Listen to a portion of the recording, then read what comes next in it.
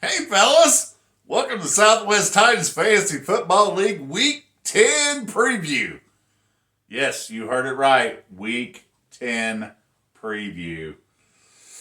This, uh, I want to give some shout outs. First, shout out to the commish, David. Excellent video.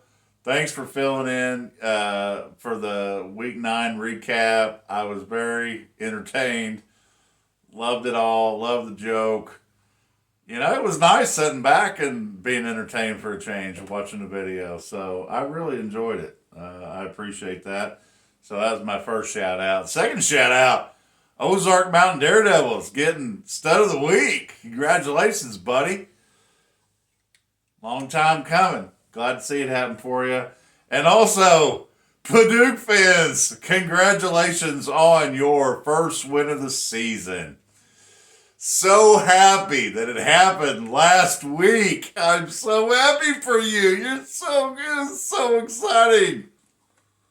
Seriously, I mean, you literally scored like 60 some points 2 weeks before, scored 70 some points the week before or after that. And then you play me and you're like I don't know, runner up stud of the week or something. Whatever, man. Whatever, brother from another mother. Ugh. Oh well. Oh well. It's all good. I believe David made some sipping sounds when he drank on his video, so pretty sure he was making fun of me, but that's all good. Edit that out. Number one, FAFO, who is 8-1, versus number three, Deuce Nuts, who is 7-2. Great matchup. Actually, we've got a couple of great matchups this week in top six teams. This is one of them. Head to head, FAFO has the slight advantage against D's Nuts, 5-4. Median points, D's Nuts with the advantage, 139 to 135. Right now, D's Nuts projected to win by 10 against projections, but 116 to 106. But D's Nuts on a 4-game win streak, which is the longest active win streak in the league now. FAFO, he's got a ton of guys on bye week this week. And then, he's got the quarterback issue. It looks like he's going to start Kyler Murray, who has not played since late last year. And Kyler Murray is the primary reason why I sucked last year. That's my excuse. So looks like he's going to roll the dice there with Kyler Murray on his first start of this season. He's also got 2 players that are questionable. So I'm giving the edge this week to D's Nuts to keep that winning streak alive and keep moving on up. Moving on up to the east side. Sorry. And Corey, for reference, that was the theme song from the Jeffersons. You might want to pull it up on YouTube, Google it. I'm sure you'll find it. Number 2, Rise Rabbits, 7-2. Thanks, Paducah fans. Versus number 9, Marinos Mafia, who is 3-6. Head-to-head this season, Ride would have a big advantage, 7-2. Also, median points, I have the advantage, 142 to 126. Right now, I am projected to win big, 134 to 102. Mafia is impacted by bye week some. I am not. I'm hoping to bounce back from my unfortunate loss last week. So I am going to go with myself. Last week it backfired when I thought I'd be cute and say, well, every time I pick Paducah fans to win, they lose big time. So Paducah fans is going to win. Yeah. Yeah, that worked out great, didn't it? I'm picking Ryan's Rapids to win this week and bounce back. Number 4, IH Braves 6-3 versus number 5, Cowpokes 6-3. This is the other top matchup I was talking about. This is gonna be a good one, I think. IH Braves head to head, the slight advantage 5-4. Median points with a little bit bigger advantage for IH Braves, 145 to 123.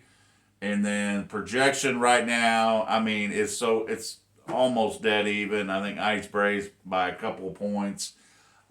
IH Braves is impacted somewhat by injuries. And again, Cowpokes, he's got the Cowboys, he's got Dak Prescott, he's got CeeDee Lamb, he's got the Cowboys defense.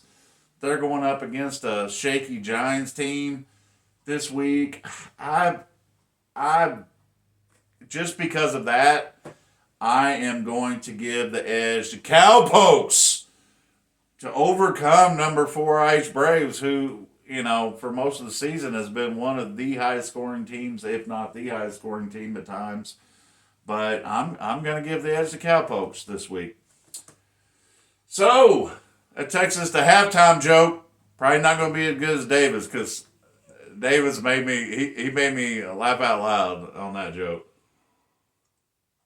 So, this guy, he's new in town. He goes and finds a local bar after work, goes in, sits down, orders 3 beers.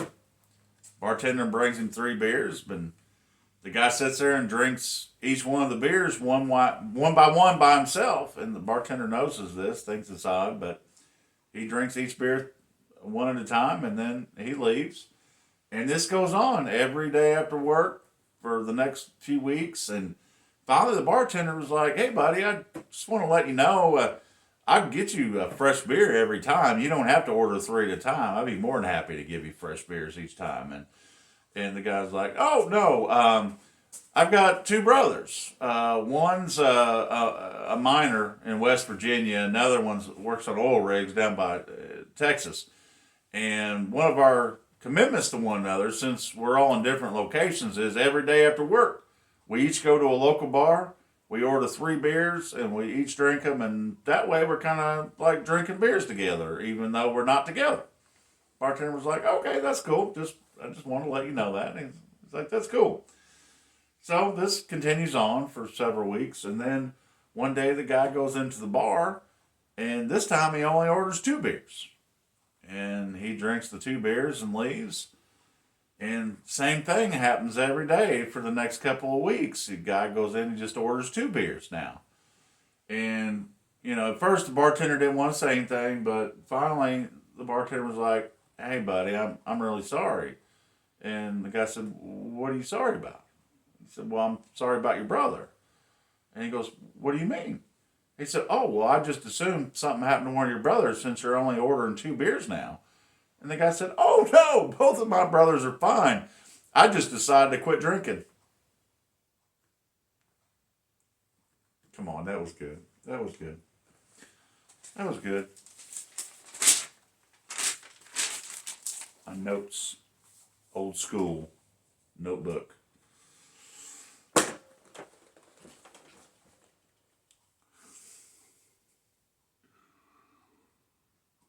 By the way, I had to beat David's piled up Bud Light cans. So if this doesn't beat it, then I don't know what will. That was creative, by the way. Nice use of my leftover Bud Lights, David. Thumbs up. All right, number 6, Mighty Coon Dogs. By the way, David, you butchered the Mighty Coon Dogs call. I'm just saying. You just butchered it, but it's all good. Versus number 11, Tebow United. So number 6, Mighty Coon Dogs, 4-5. Number 11, Tebow United, 2-7. Head to head, Mighty Coon Dogs would have the advantage 6-3. Median points, Mighty Coon Dogs with the advantage 122 to 110. And projection right now, Mighty Coon Dogs has a big advantage 124 to 104. Tebow United has 4 players that are questionable. Just hasn't been a great season for Tebow. Mighty Coon Dogs has been hanging in there. I'm giving the edge to Mighty Coon Dogs this week. Number 7, hey fellas, it's 4-5 versus number 10 Ozark Mountain Daredevils, who is 3-6. Head to head, hey fellas has the advantage 7-2, but the last 2 weeks Ozark would be 2-0. Median points, hey fellas has the advantage 120-105. Projection is very tight, almost dead even. Hey fellas 102, Ozark 100. Both teams are impacted by bye weeks. Both teams are impacted by some injuries, it looks like. It's really too close to call.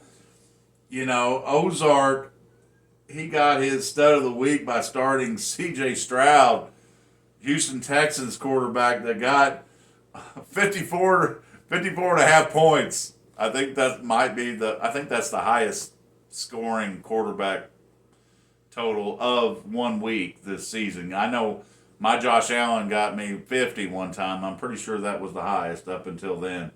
54.57 points.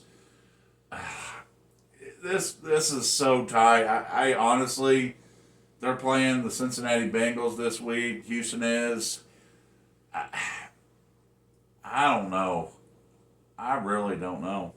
I don't know who to pick. It's like a coin flip. I'm going to lean towards hey fellas. I'm going to lean towards hey fellas. Just all the stats, slightly better record, although not great, but I think it's going to come down to C.J. Stroud, see what kind of game he has for his encore performance there. But all right, that takes us to number 8, just the two of us, 3-6 versus number 12, Paducah Fins, 1-8. 1-8. You got that 1, didn't you, there, buddy? You got the 1. Just had to pick last week to finally get a win. I'm not bitter about it though at all. I don't even care. Head to head, Tua would have the advantage 6-3. Median points, Tua with a huge advantage 140-107. And the projections are a little odd because it looks like Tua may need some roster adjustments. Overall, I mean, if he plugs in what's on his bench, he's gonna be projected to win. Paducah Fins is also looks like he's impacted more by bye week this week. I am going to lean towards Tua to get his 4th win of the season. So tonight, Thursday Night Football, we've got Bears and Panthers to kick off Week 10. We've got the last foreign game this Sunday morning in Germany. That would be at 8:30 a.m. Central. That is the Colts and the Patriots to kick things off Sunday morning. And then I believe that's the last foreign game of this season. I believe there were 5 this year, 2 in London and, 2 or 3 in London, 3 in London, 2 in Germany. I don't know. I may be wrong on that. But anyway, we got football Sunday morning, 8:30. Get your coffee ready. See you, buddy.